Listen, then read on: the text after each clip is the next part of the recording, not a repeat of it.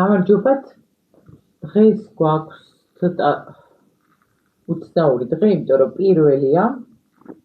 ანუ ეს იმას ნიშნავს, რომ ჩვენ გვაქვს პირველი გადაცემა პოდკასტი ჩემი, სადაც მოწვეული იქნებიან ადამიანები სხვადასხვა პროფესიის, სხვადასხვა მიმართულების, სხვადასხვა გამოცდილებების მქონე და მე მინდოდა რომ ჩემი პირველი გადაცემის სტუმარი ყოფილიყო მოქალაქე არჩილ ჭედიშვილი. არჩილს ჩვენ ვიცნობთ როგორც სამოქალაქო აქტივისტს, ჩვენ ვიცნობთ ხელოვში როგორც ყველაზე ერთ აქტიურ და გამორჩეულ მოქალაქეს, არჩილს ვიცნობთ ჩვენ როგორც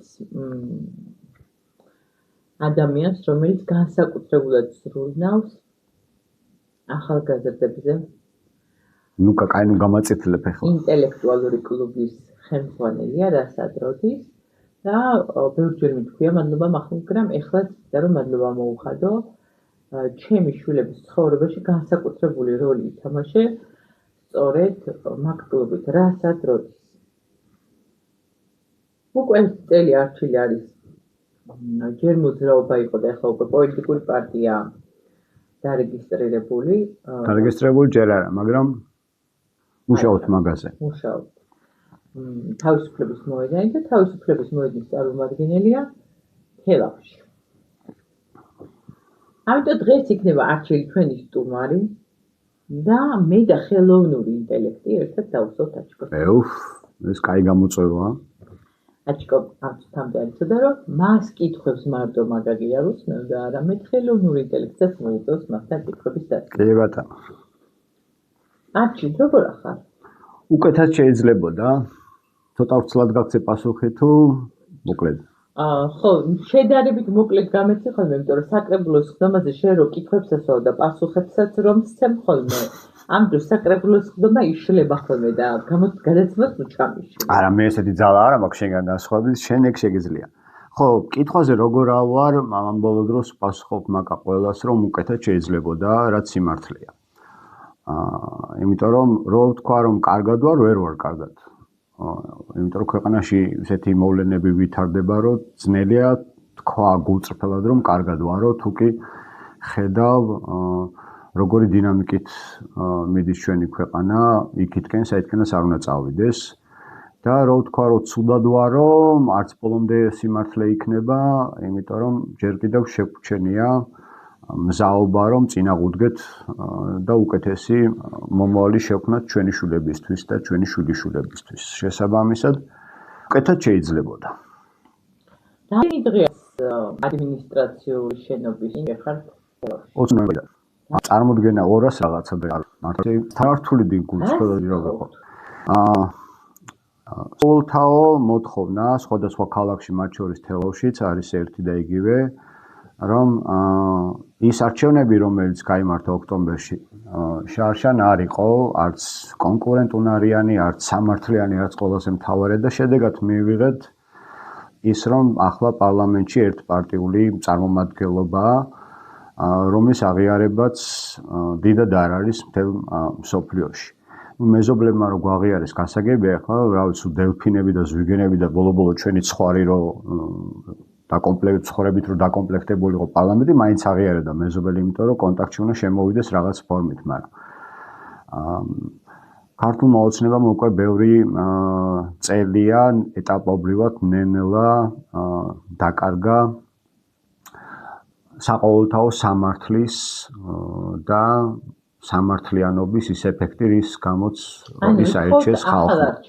ერთმნიშვნელოვნად ოღონდ სამართლიანი პირობებით ჩატარებულს და არა ისეთი, როგორც ჩაატარეს და ბევრი მაგალითის მოყვანა შეიძლება იმ ზეწოლების, იმ манипуляციების და ბოლო-ბოლო 12 წლის თავზე კარგ მთავრობებს ყველა ქვეყანაში სხვათა შორის უჭირს ხელისუფლების შენარჩუნება და იმას რო გადავხედოთ.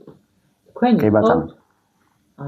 ახალ არჩევნებს და რა თქმა უნდა ტყვეები რომ აიყვანა ხელისუფლებამ მათ გათავისუფლებას რა თქმა უნდა, იმიტომ რომ ძალიან მორიგ ჯერზე ამტკიცებს ამ უსამართლობას, იმიტომ რომ ერთი სასწავლის ერთ პინაზე დევს აბსოლუტურად ერთდები პათოში, რომ ანუ მოკლედ გიპასუხო ხოლმე ყველაფერზე და არ აქვს. ტყვეები არიან გასათავისუფლებლები. ან მეორე აზრი არა მაქვს. მე მაქვს ერთი კითხვა. გამოვში. ცოტა უსიამოვნო კითხვები რო დაგისვა ხოლმე ხომ არ გეწყინება. მე მოდი ვთქვათ, რომ მე როგორც პროფესიით ჟურნალისტ მესმის ცოტა ვცლად პასუხობ. კითხვის მნიშვნელობა. უსიამოვნო და სასიამოვნო კითხვა არ არსებობს. კითხვა არის და გამოუში, როგორც გინდა იყოს. კითხვის ავტორი. ეს კითხვა იყოს სწორედ იმ შენ ოპონენტებში, ვის გამოც გეხარ ადმინისტრაციის წინ. და ვინაიდან კითხვა გამოუში. დებატის, მოდი ესეთ ფორმატში წავიდეთ. კი ბატონო, სიამოვნებით. ესეთი კითხვა. არჩევნები გაყალბდა? პასუხსაუდები? კი, ერთმნიშვნელოვნად. კი ბატონო. ოპოზიცია ამბობს, რომ 300,000 ხმა მოიპარეს. თუ მოიტაცეს თუ გაყალბეს. ხო, რა მნიშვნელობა აქვს? მე რა მნიშვნელობა აქვს? და ამის შემდეგ იყო სიჩუმე, შემდეგ იყო პრემიერის განცხადება, რომელიც არანაირად მისაღები არ იყო როგორც მოქალაქისთვის, არც ჩემთვის, რომ 2028 წლამდე ევროკავშირთან დიალოგს წყვეტდა, როგორც ლახვარი დამარტყებულზე ისე ვიყავი მეც და ამ პერიოდში არ იყო მოქალაქეების ესეთი აქტიური გამოსვლა და პროტესტი და ამან გამოიწვია ესე ერთიანად გამოენთო ხალხი ქუჩაში. ვერ ვიტყვი რომ არ იყო მეც რამდენჯერმე ვიყავი თბილისში დიდ საპროტესტო აქციაზე, მაგრამ ყოველდღიური რეჟიმში არ ტარდებოდა კი ბატონო. იყო საკმაოდ ფართო დიდი მასშტაბის აქციები და მე შენელდა და რაღაც ჯგუფი დარჩა. მე არ მინდა რომ ახლა ცენტრზე ვიყოთ ორიენტირებული. ცენტრზე იმდენი აკეთებს თოქშოუს და იმდენი ისეთ. კი ბატონო, კი მეც მომხრე ვარო, კი, მე და შენ თვითმმართველობის მომხრეები ვართ და მოდი თელავზე. კი, სიამოვნებით. შენ იყავი შენი მოძრაობა, რომელიც პოლიტიკურ პარტიასთანაც იყო მაშინ დაკავშირებული იმ შტაბში, ხო?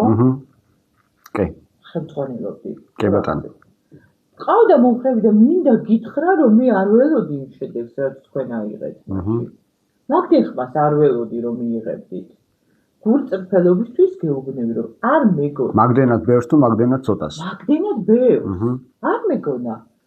მაგრამ როცა დაიწყო ეს პროტესტი და 200 მე რამდენღაცა დღეა რაიკომის წინ ვეხარ, მე მაინც რაიკომს ვეძახ. მეც ამ არჩევნების შემდეგ რაიკომს, თორე ჩემთვის ხო ძვირფასია სიტყვა მერიის თქმა. მე მაქვს იმის მერე კითხვა. მე მოვედი და ვიდექი, ორჯერ ვიყავი მოსული. შემოგიერთდით აბსოლუტურად პათოში, მაგრამ ჩემზე არ არის საუბარი. აი ისეთ იცი რომელ ხალხზე საუბარი. ეს ადამიანები, ვინც იყვნენ თქვენი მომხრეები, ვინც ხელისუფლების მომხრეები არ იყვნენ, ვინც არჩევნებზე იმიტომ წავიდნენ, რომ ხელისუფლება ისთვის ხმა არ მიეცა. ეს ადამიანები რატომ არ მოდიან და არ მიერთდებიან? მიზეზს რას ფიქრობ? მიზეზს ბევრს ვფიქრობ, მაგრამ არა ვარ დარწმუნებული, რომ რომელიმე არის სწორი. და ამაზეც შემიძლია ვიმშელო, იმიტომ რომ მართლა ბევრი ვიფიქრე ამ საკითხზე და ჯერჯერობით ვერ ამოვხსენი ეს საკითხი. პირველ რიგში ალბათ იმედგაცრუება. მოდი ვთქვათ, რომ საბოლოო ჯამში შენ სწორად აღნიშნე კობახიძის განცხადებამდე იყო პროტესტი, მათ შორის მასობრივი დიდი პროტესტიც იყო რამდენიმე დღის განმავლობაში, თუმცა ეს არ იყო ისეთი ინტენსიური, როგორც კობახიძის განცხადების შემდეგ. და ერთ-ერთი მიზეზი, რატომაც შენელდა, შეთხელდა ჩვენი რიგები პროტესტანტების, შეიძლება იყოს იმედგაცრუება.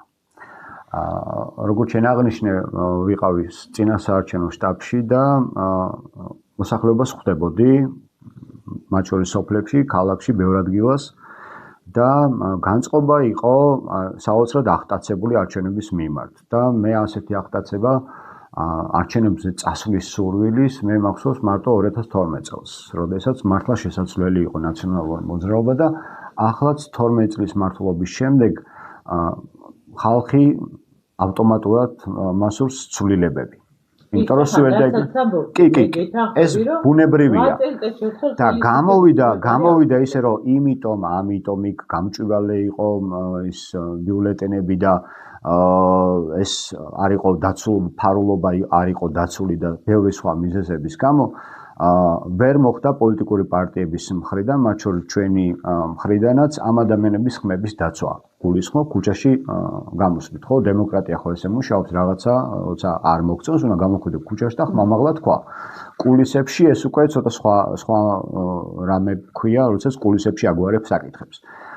და ამ ადამიანებში მათ შორის შესაძლოა, ეს იყოს ერთ-ერთი მიზეზი, გამოიწვია რაღაცნაირად იმედგაცრუება, ფრუსტრაცია, მთელი გამოგრძელოთ.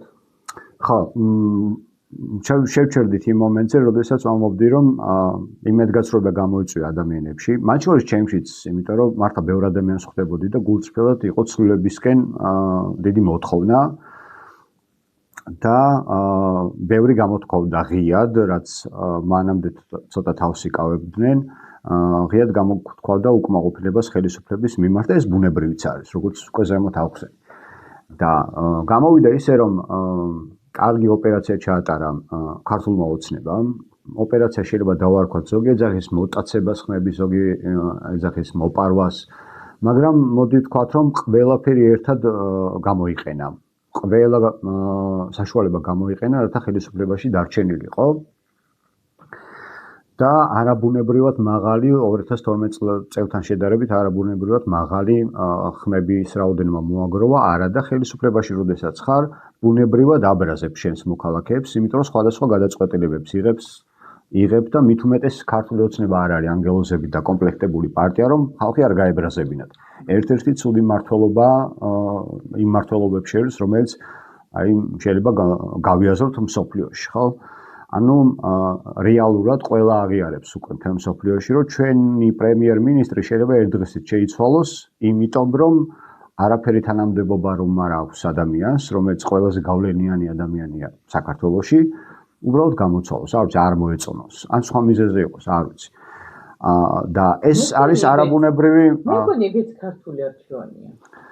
არ მგონია მე ძნელად წარმომიდგენე რომ ადამიანებს სურდეთ უფრო უარესად იცხოვრონ და თავის შვილებს უფრო უარესი ქვეყანა დაუტოვონ ვიდრე ადამიანებს უფრო მეტად და ძალიან არ უნდათ რომ სულილებებისათვის იბრძოლონ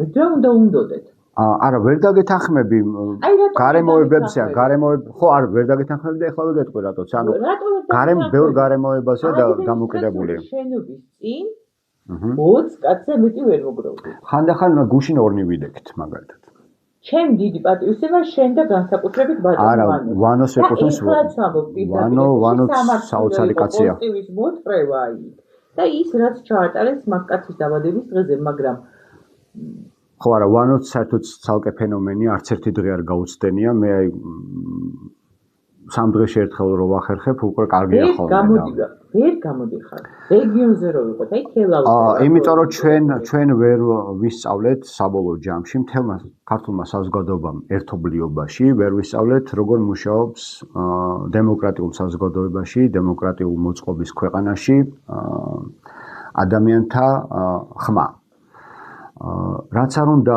უცნაურად ჟღერდეს საკრებულოს ხმამებსაც მე და შენ ვესწრებოდით ხოლმე ინტენსიურად ხო მხოლოდ ორნი არა და მოდი ვთქვათ რომ საკრებულოს გადაწყვეტილებები ყველა თელაველს ეხება ხო ესეა ანუ ისე უკრაკონოთ ხო ვერ გამოვიყვანთ ანუ იგივე ანუ ჩვენ არა გვაქვს კულტურა მოქალაქეთა მონაწილეობის და ჩართულობის და მათ შორის პოლიტიკაში შენი ამომრჩეველი გაგიბრაზდებოდი ხმას აღარ მოგწონს არა ნუ ეს კულტურა რო არა გვაქვს ეს ჩვენი ზოგადი ის არის არა მე ვცდილობ ბარ მიგულისხმია მე პოლიტიკური მოწყობის კულტურა ვთქვი არა გწურული ხო იმიტომ რომ არ აქვს კარგი გამოცდილება მიხვდი ანუ ჩემი აზრით შეიძლება ვწდები არ ვიცი მაგრამ მე ესე ვფიქრობ რომ ჩვენ რომ არა გვაქვს აი კულტურა არა ვცდილობას გულისხმობ არამედ პოლიტიკური მოწყობის ჩვენი საზოგადოების მხრიდან შეკვეთილი და მიღებული გამოცდილება დავარქვათ ნუ ვიტყვით კეთილი კულტურას წარმატებული მაგალითები ამისი ბევრი არა გვაქვს ხო მოქალაქეები გამოვიდნენ რაღაცა მოითხოვეს და მათ მეს მიიღეს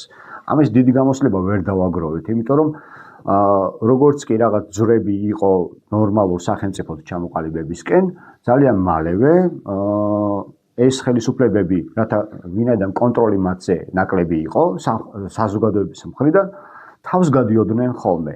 ნაციონალურ მოძრაობასაც იგივე დაემართა და ქართულ ოცნებასაც და მე ეხლანდელ ახალგაზრდებს სწორედ მაგას გულისხმობ, ჩვენ არა გვაქვს გამოსლებაში მაგას გულისხმობ.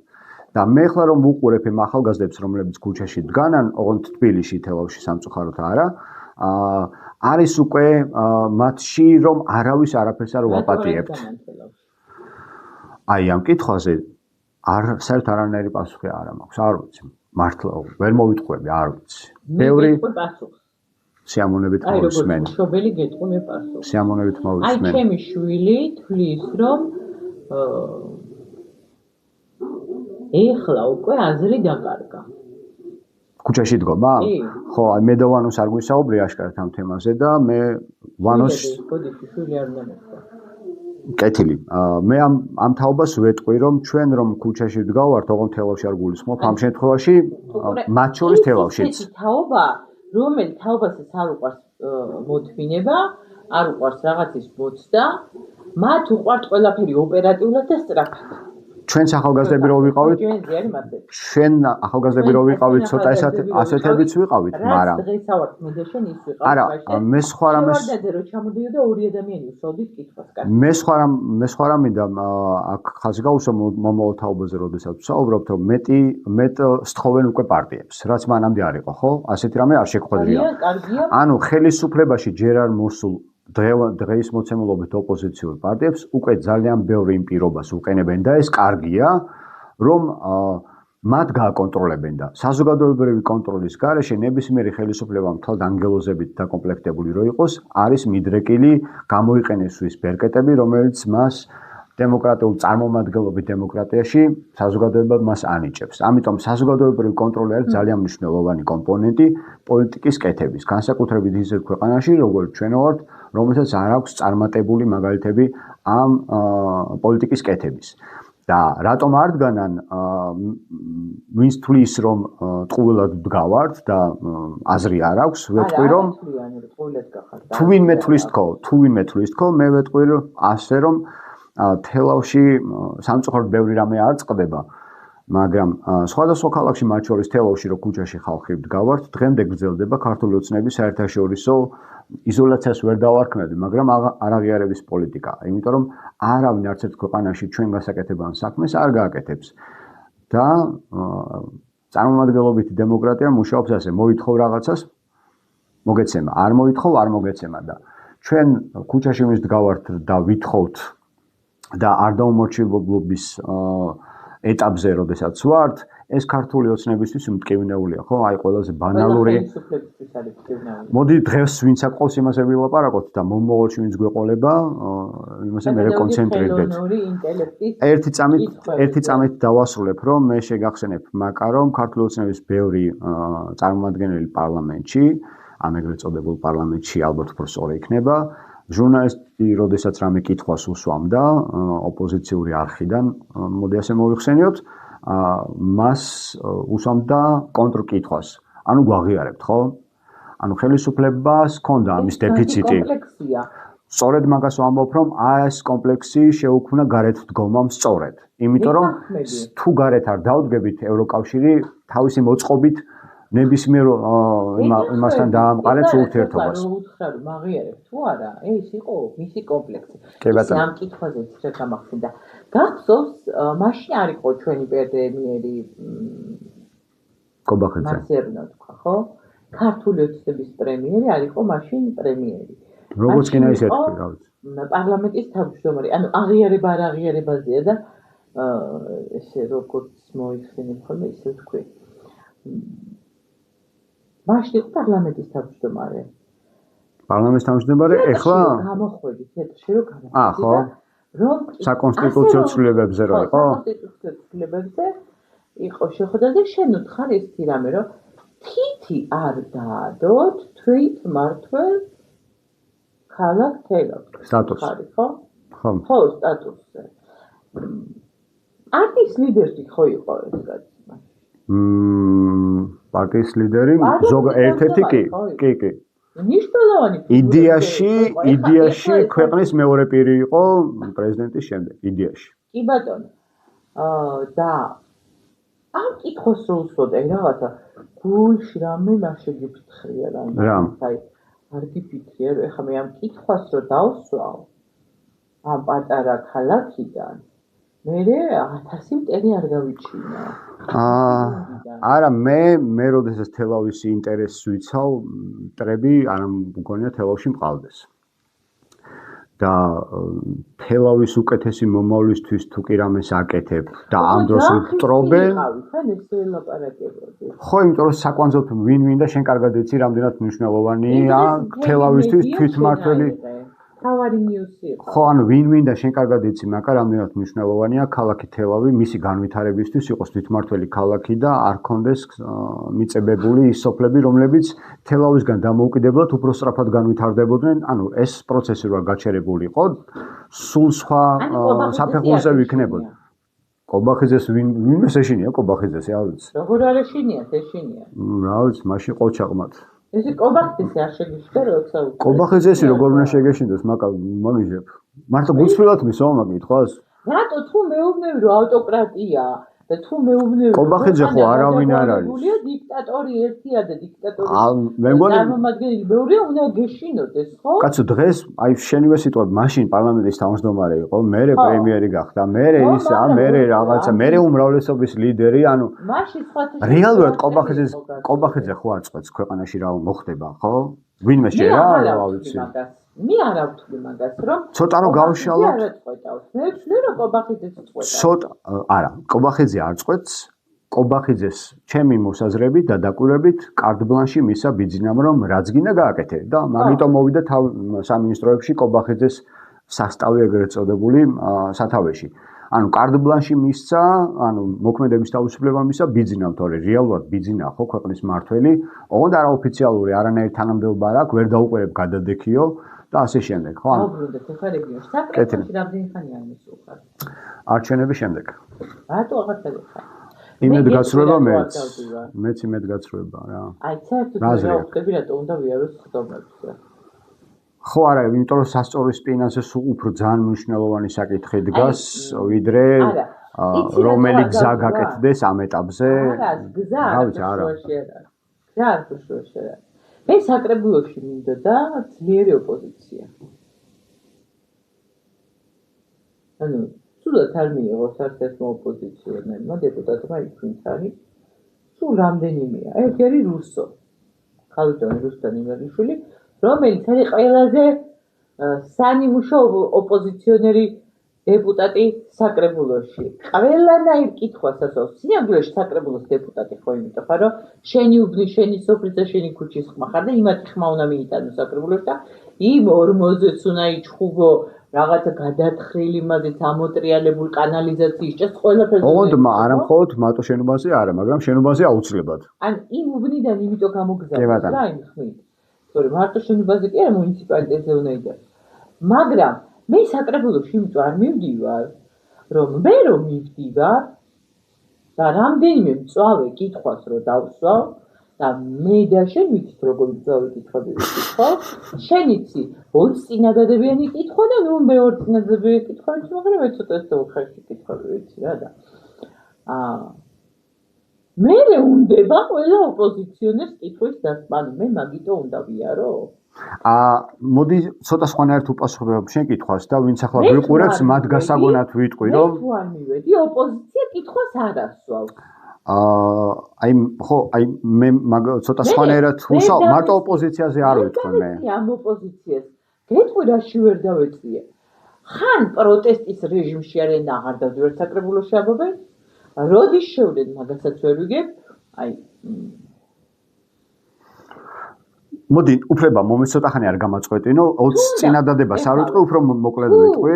უნდა ვილაპარაკო მარტო ქართული ოცნების დეპუტატებთან. რაღაცა პრობლემაზე, რა ვიცი, აი ამ რაღაც ორ ფურცელზე თუ უნდა ვილაპარაკო. არ მინდა ხდობაზე ვისვლა, ისევ ნახავ იმ დეპუტატებს, ისე ვილაპარაკო. მე სხვა რაღაცაზე დავსვამ აქცენტს შენის ნებართვით, მაკა და ვინც ახლა გვიყურებს და საკრებულოს ხმაზე არასოდეს არ ყოფილა, მათ ვეტყვი რომ 2012 წელს თუ 11 წელს დავიწყე პირველად საკრებულოზე ინტენსიურად დასწრება და მოქალაქედ იმიტომ მომიხსენია მაგამ რომ მაშინდელმა საკრებულოს თავმჯდომარემ და ამჟამინდელმა აპარატის უფროსმა დამარქვეს მოქალაქე, იმიტომ რომ ჩემი თავი წარვადგინა აჩქომ ჭედრუშვილი, რა მშულობა აქვს, რომელი პროფესიის ხარ, ვინა ხარ, მოქალაქე ხარ. და მასე შემომჩა ეს მეცახილი, ასე ვთქვა და მეგობრებო, მე მახსოვს პირველი სხდომები, რომელზეც დავესწარი და განხილვა საერთოდ არ იყო. საერთოდ არ იყო არანაირი განხილვა და ჩემი პირველი კითხვა საკრებულოზე 2011 წელს ან 12 წელს არ მახსოვს, იყო რომ მე მოვლი მეთქი რომ საკრებულოზე უნდა განიხილებოდეს და აზრთა ჭიდილი უნდა იყოს საკითხზე, რომელიც განიხილება და ხედავ რომ მომხსენებელმა წაიკითხა რაღაც სახელწოდება სათაური. ხო, სათაური ამ საკითხის და ვინ არის მომხრე იკითხა საკრებულოს თავმჯდომარემ, ვიღაცებმა ხელი აწეს, ვიღაცებმა არ აწიეს ხელი და ამით დასრულდა და ცოტა მე სხვა რამეს ველოდი მეთქი და მაშინ ამიხსნეს და მაშინ დავიკერე რომ ეს ყველა საკითხიო განხილულიაო კომისიებზეო. და მაშინ სიმართლე მეგონა რომ ესე იყო. სიმართლე იყო, ნაწილობრივი იყო, იმიტომ რომ ყველა დეპუტატი, ყველა კომისიის წევრი არ არის, და არც უნდა იყოს. მაქსიმუმ 2-ია კანონით განსაზღვრული, სადაც აუცილებლად უნდა იყოს. და მე კომისიებზე რომ დავიწყე სიარული, აღმოაჩინე რომ ყველა დეპუტატი არ ესრება კაცო ამას და კომისიამ რახა მწვანე შუქი აუნთო, შენ კითხვის დაუსმელად უნდა დაეთანხმო? და ძალიან კომისიაზე მსჯელობდნენ ხოლმე მეტნაკლებად. ხო და მე და მაკამ რომ ერთად დავიწყეთ სიარული და კითხვების დასმა რომ დავიწყეთ, დავიდან მახსოვს რომ მოხსენებელი ჩვენ გვიხსნიდა ხოლმე ორ მოქალაქეს, ვინც ვესწრებოდით და რა დეპუტატებს, რატო იყო ეს თუ ის საკითხი გადასაწყვეტი ან დადებითად ან უარყოფითად. და მე ამან კითხვებს ჩვენ უფრო მეცოდით ვიდრე დეპუტატების, რა ვიცი, დიდი ნაწილი მეცაც გეტყვით, ჩემი მაჟორიტარი რო იყო, მე უფრო ბევრი საკითხი მქონდა დასმული, ახალი საკითხი მქონდა დასმული, ვიდრე იმას მქონდა დასწრება საკრებულოზე. ხო და ანუ გამოვიდა რომ ამით იმის თქმა ამიდა რომ მოქალაქეები საკრებულოზე როდესაც საუბრობ და ადგილობრივ თვითმმართველობაზე პირველ რიგში უნდა გვაინტერესებდეს ჩვენ ქალაქში რა ხდება. მაგალითად აი ახლა გადათხრილია ჩოლოყაშვილი, ხო დღეს ავიკითხე შენი წყალობით ამომიგდო ეთყობა და როდის დამთავრდება არ არის მითითებული მაგალითად ინფორმაციაში. ხო ანუ დაიწყოვო, ოღონდ როდის დამთავრდებაო არ წერია, უნდა ჩაიხედო დოკუმენტებში და უნდა იქექო მოქალაქემ რისი ვალდებულებაც არ აქვს, ხო? ამაზე ინფორმაცია უნდა მოგეწოდეს ვინც აკეთებს იმ, ანუ ადგილობრივმა თვითმმართველობამ. ჩემი ქუჩა რო გადაითხარა ოქტომბერში და მაისში რო ძლივს გაკეთა 400 მეტრიანი მონაკვეთი თამარის ქუჩაზე, ეხლა თამარის ქუჩის მეორე ნაწილია გადათხრილი და როდის დამთავრდება არავინ არ იცის. მე ვარაუდობ, რომ ალბათ არჩევნების წინა პერიოდში. ანუ ესეც საკითხები მოქალაქეებს რაც უფრო ნაკლებად აინტერესებთ, უფრო მეტად უცნაურ მმართველობას მივიღებთ ადგილზეც მათ შორის. ამიტომ საკრებულოს ხმამებზე სიარული მე ჩემ თავსაც ახლა შემოუძახებ ამ სიტყვებით, რომ უნდა ვიაროთ, კითხვების დავსვათ, პასუხებიც მივიღოთ, თუ არ მოგვეწონება უნდა გამოვთქვათ ჩვენი უკმაყოფილება, თუ მოგვეწონება ტარს დაუკრავთ რა. ხელფას ტყუილად ხო არ უხდით ამ ადამიანებს ბოლო-ბოლო. ასე რომ მაკა შენც გეტყვი რომ მოდი ვიაროთ ჩვენ თავს ვაჯობოთ და ახალი საკრებულოს არჩევნები მოდის და იქ მივდივართ არჩევნებზე. მე არა არ მივდივარ. აბა მე შენ თუ არ მიდიხარ და თუ არ აღიარებ ამ არჩევნებს და ამ არჩევნებს ეხლა ამ საკრებულოსზე საუბრობდე. ვიაროთ, კარგი ვიაროთ. ხო რა დარჩა. ხო თვის ბოლო კი ეხლა იქნება. მოვდივართ ამ კვირაში. წავიდე. სხვათა შორის რომ ივალთ ჩავთავთ ჩვენ აუცილებლად. პატარა ვიდეოს გადავიღებთ და გაჩვენებთ, რომ თელავის მუნიციპალიტეტის საკრებულოს სხდომათა დარბაზი არის გაურემონტებიათ. არ ყოფილა. მარტო ინფრასტრუქტურული რემონტი არ არის. თქვენ აქ დაგხვდება ძალიან მეც მითხარი, როგორ დაგხვდება? მიკროფონები აქვთ? და არა მარტო. აბა კიდე რა ვთქვა ცოტა. ხო, ექსკლუზივ წავართვათ, მე მგონი. მოკლედ ვიტყვი და დანარჩენ ექსკლუზივს ალბათ თვითონ საკრებულო მოახსენებს. საქართველოში პირველად ელექტრონული წარმოება ხმის მიცემის დიდ მონიტორზე იქნება მუნიციპალიტეტის ყოჩა, ვისი იდეა, ყოჩა. შენ გეცოდება ვისი იდეა? ეხლა ამ თა გუბერნატორისო გული არ გამიხეთქო. რატო უნდა გაგიხეთქო გული? კაცო, გუბერნატორი საკმაოდ მომხრია. გუბერნატორის საქმე არა ეს ადგილობრივ თვითმმართველობაში რები დაინარგება. ინოვაციური იდეების მომხრია და მხარდამჭერია და მე ხო არ მithქვამს ეხლანდელი გუბერნატორი, მე ვთქვი გუბერნატორი. ეს თანამდებობა, მაგრამ გუბერნატორის საქმე არ არის. მასობაში მე ვარ ძალიან მკაცრად ობიექტური და ვაფასებ, რომ ძალიან ინოვატორი ტიპია. ხო, მაგრამ მაგის საქმე არ არის ადგილობრივ თვითმმართველობა. ადგილობრივ თვითმმართველობაში მოქმედ საკრებულოს თავმჯდომარეს და მისი მოადგილეს სურვილი იყო, რომ ეს შეცვლილიყო და ასე რომ მე მგონი შენი მაჟორიტარი დეპუტატია ის საკრებულოს თავმჯდომარე. კი. რომ მოხვალ ძალიან მოგეწონა. კი, მეცხვარი შემოხაზე და არ მახსოვს, ასე რომ არ წამიკითხავს და ვინ დეპუტატები. ხო, აბა, მაგრამ თელავი უნდა იყოს თვითმმართველი ქალაქი. მე მეგონა რომ მარტო მერს ხაზავდი. თელავი უნდა იყოს თვითმმართველი ქალაქი, გაერთიანებული მუნიციპალიტეტში მეცხვარი ხაზავდი. 2021 წელს ნიკოლოზ ზვარდაშვილი შემოხაზა. 2021 მეცხვარი. ნიკა გვაპატიე თუ მე ვაპატიე? ხო.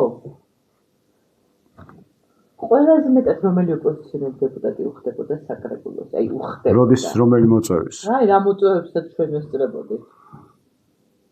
აი ყველას გამორჩეული საკრებულოს დეპუტატები მინდა რომ გაიგო. ცალსაკე თუ არა, ცალსაკე თუ გაერთიანებულში, იმიტომ რომ სხვადასხვა წონადობა აქვს იმას.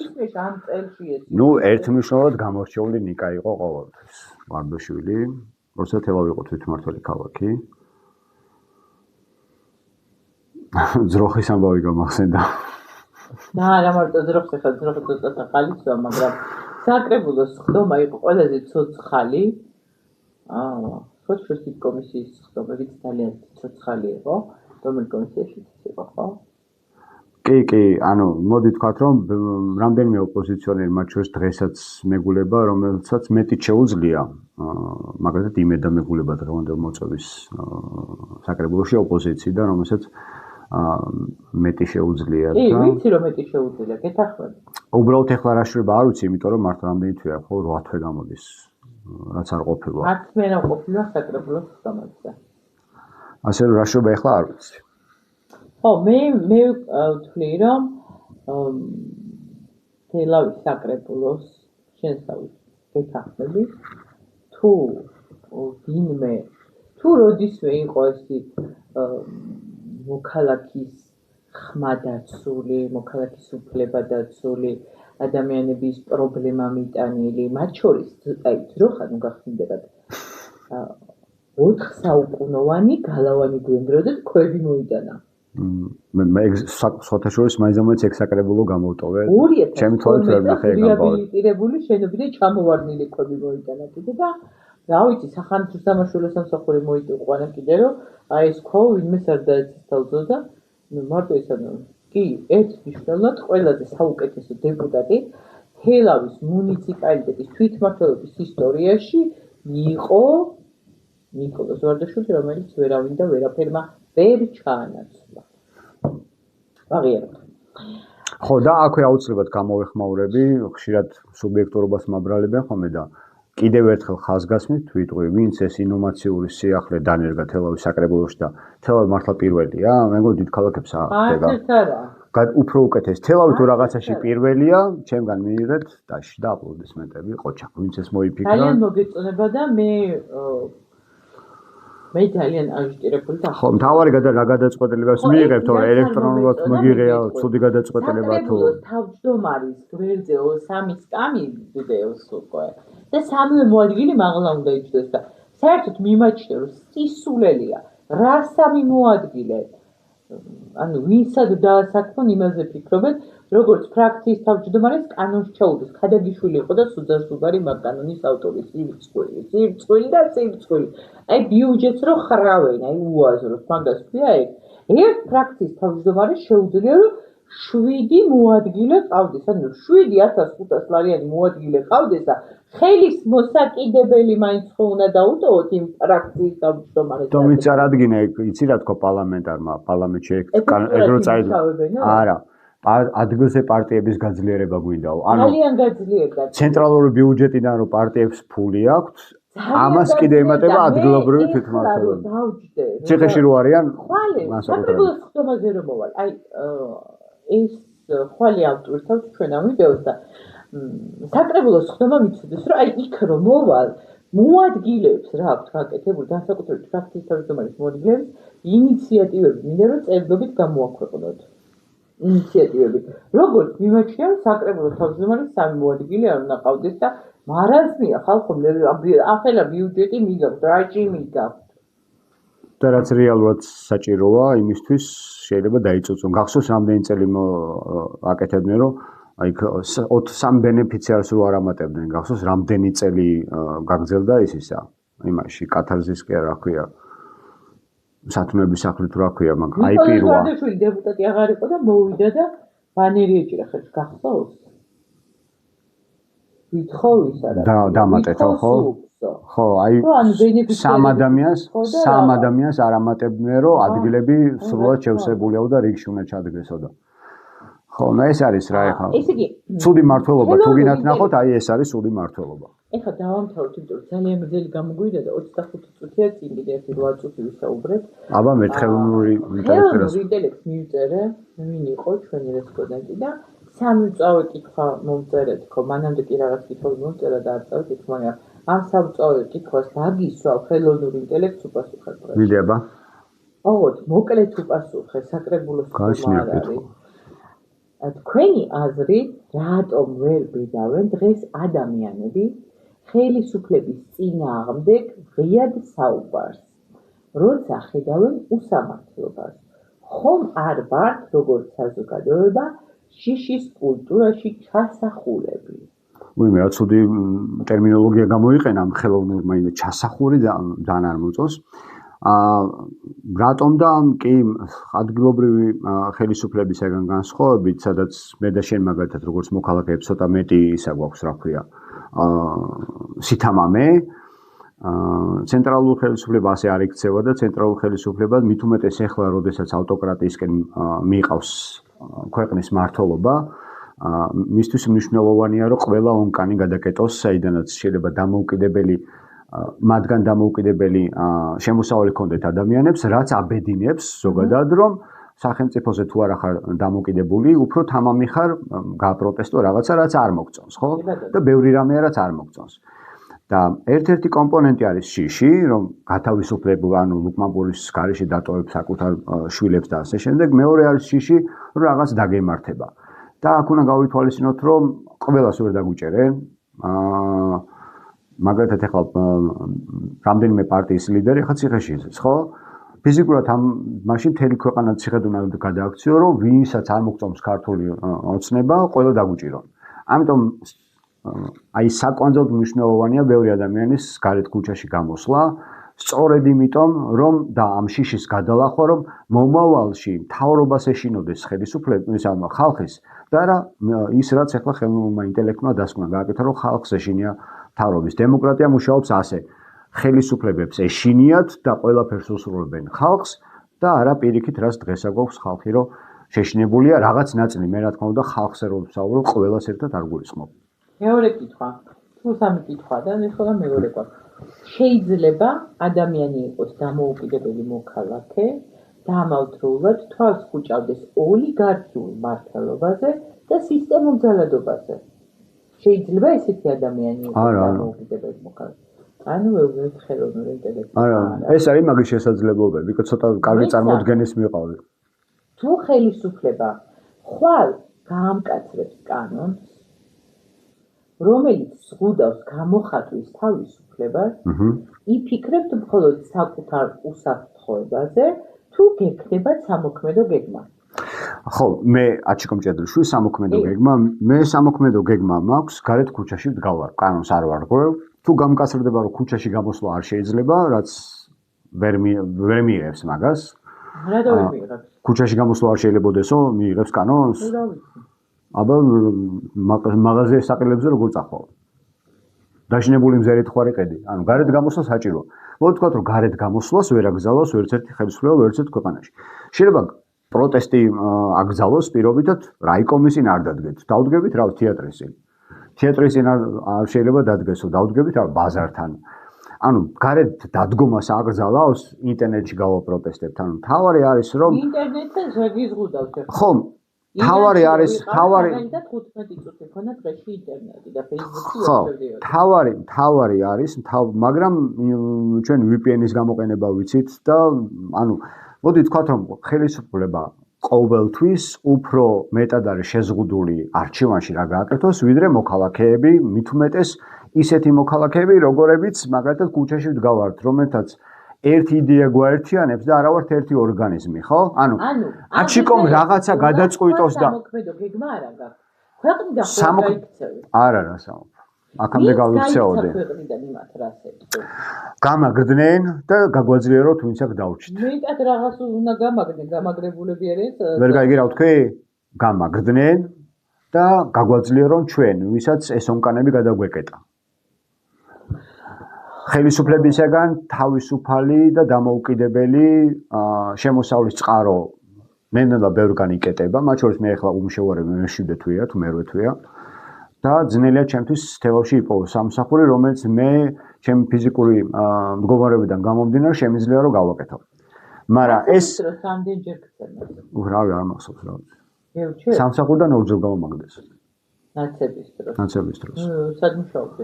ეხლა ვინც გამომაგდო, მათ შორის ბევრი ნახვა შესაძლებელია დღევანდელ საკრებულოში. სად მუშაობდი? კულტურის ცენტრში.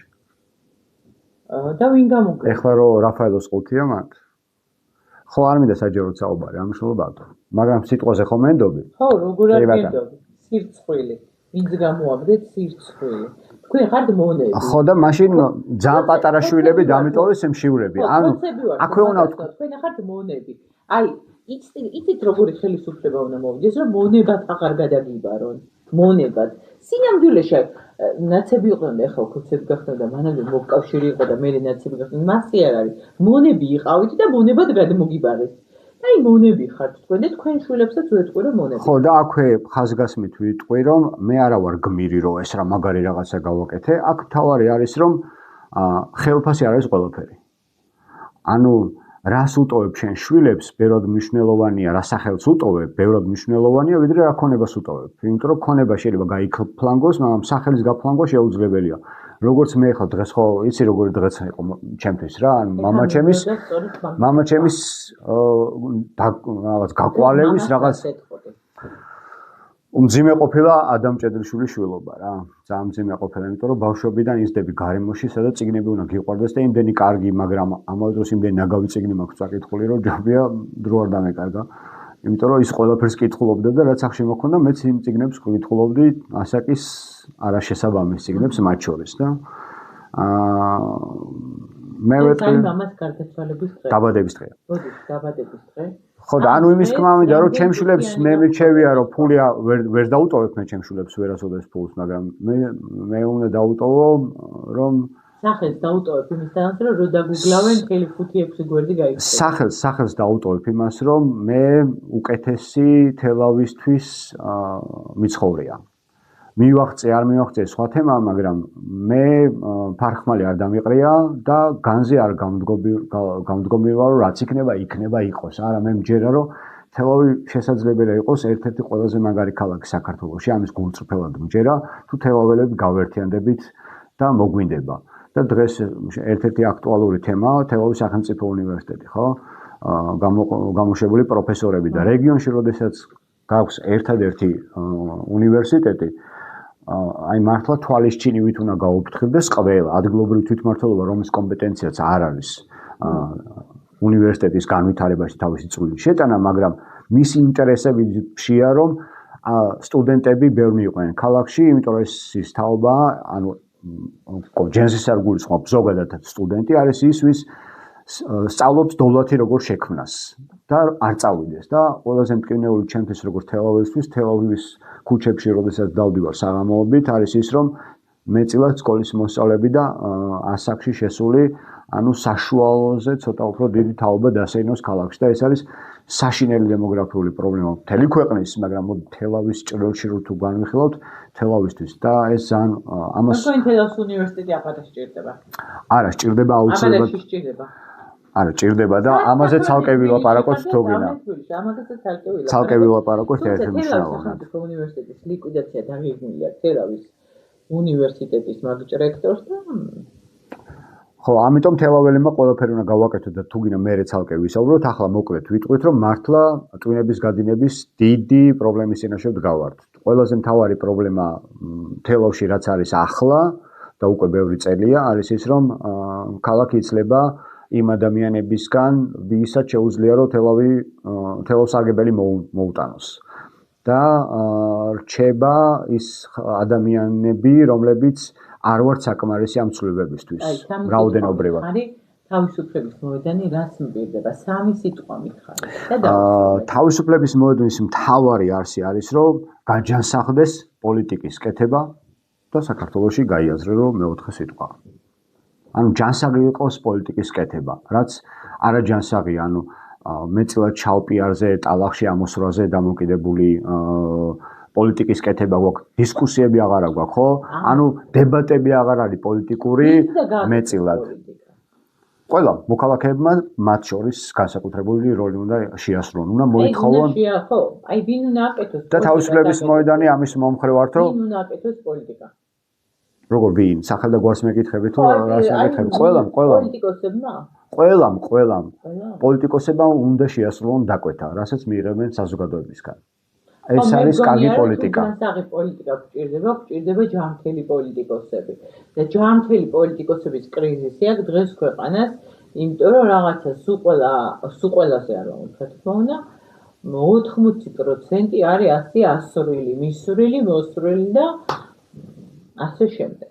ხო და ამიტომ ყველაფერი უნდა გავაკეთოთ, მათ შორის თავისუფლების მოედნის ერთ-ერთი მთავარი მისია არის, რომ პოლიტიკის კეთება ვიღაც გარკვეულ მცირე ჯგუფის საქმე კი არ იყოს, არამედ ყველასი საქმე იყოს, ყველასი და ეს დაფილტრავს იმ შენს მე ნახსენებ ავადმყოფ პოლიტიკოსებისგან, ანუ ავად რომ არიან, ახლა ცუდად არ მინდა აღქმული იყოს ეს ჩემი სიტყვები. ანაჯამთელი პოლიტიკოსები. ხო, ანაჯამთელი პოლიტიკოსებისა, იმიტომ რომ თუ კი წესიერი მოქალაქეები არ მონაწილეობას არ იღებენ პოლიტიკაში, პოლიტიკა ავტომატურად არაჯანსაღი ხდება და ხელფეხი ეხსნება არაჯანსაღ პოლიტიკოსებს გადაწყვეტილების მიღების დროს. ამიტომ მოქალაქეთა ჩართულობა და მონაწილეობა საკვანძოდ მნიშვნელოვანია პოლიტიკის კეთებაში, განსაკუთრებით საქართველოში, როდესაც აი ესეთ გარდამტეხ ეტაპში ვცხოვრობთ, როდესაც ბევრი რაღაც ყირაზე დადგა მსოფლიო პოლიტიკაში, მათ შორის გეოპოლიტიკურად თუ შეხედავთ, ჩვენს რეგიონში ძალიან დიდი ძვრებია და საზოგადოება უფრო ყურადღებით უნდა იყოს და ბრმად ლამაზი თვალების გამო ან ბიძახშვილმა მთხოვა და ამიტომ ხმა უნდა მივცე, ესეთი გადაწყვეტილებები არ უნდა მიიღოს. და რაც შეეხება უახლოეს არჩევნებს, თავისუფლების მოედანი არ მონაწილეობს ამ პროცესში, იმიტომ რომ ეს არ იქნება რეალურად არჩევნები, ხო? როდესაც არც დამკვირვებლები არიან წარმოდგენილი. დამავიწყდა, ეს უნდა ვთქვა და უნდა დავამთავროთ. ანუ კანონი ისე არჩევნებზე, როდესაც ექნება პრეტენზია პოლიტიკურ პარტიებს, გაიხსენონ